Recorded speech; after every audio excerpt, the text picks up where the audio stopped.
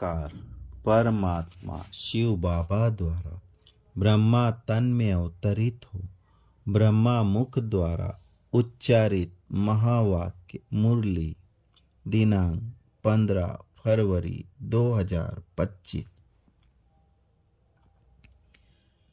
मीठे बच्चे, बाप तुम्हें देवी धर्म और श्रेष्ठ कर्म सिखलाते हैं, इसलिए तुमसे कोई भी असुरी कर्म नहीं होना चाहिए। बुद्धि बहुत शुद्ध चाहिए।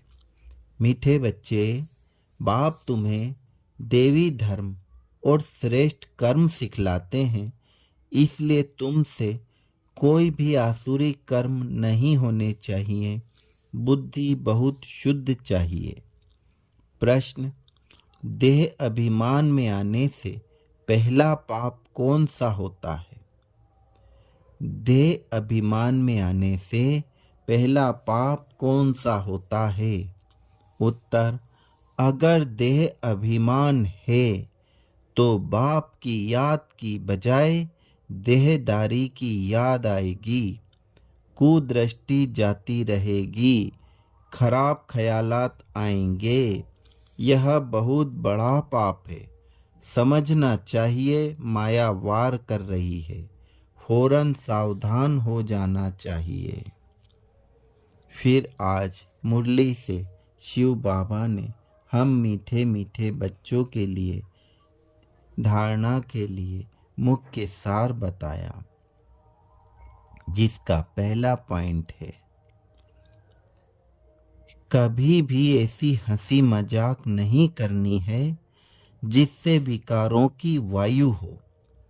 अपने को बहुत सावधान रखना है, मुख से कटु वचन नहीं निकालने हैं। दूसरा, आत्माभिमानी बनने की बहुत बहुत प्रैक्टिस करनी है। सबसे प्यार से चलना है, कुदृष्टि नहीं रखनी है। कुदृष्टि जाए तो अपने आप को आप ही सजा देनी है। वरदान: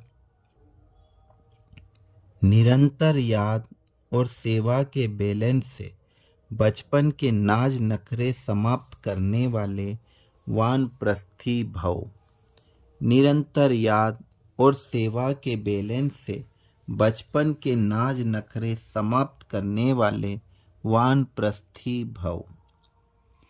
छोटी छोटी बातों में संगम के अमूल्य समय को गंवाना बचपन के नाज नखरे हैं। अब यह नाज नखरे शोभते नहीं। वानप्रस्थ में सिर्फ एक ही कार्य रह जाता है, बाप की याद और सेवा। इसके सिवाय और कोई भी याद ना आए।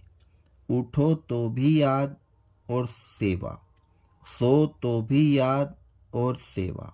निरंतर यह बैलेंस बना रहे। त्रिकालदर्शी बनकर बचपन की बातें व बचपन के संस्कारों का समाप्ति समारोह मनाओ, तब कहेंगे वानप्रस्थी।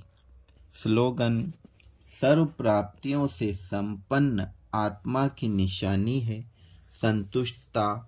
संतुष्ट रहो और संतुष्ट करो। सर्व प्राप्तियों से संपन्न आत्मा की निशानी है संतुष्टता। संतुष्ट रहो और संतुष्ट करो। ओम शांति।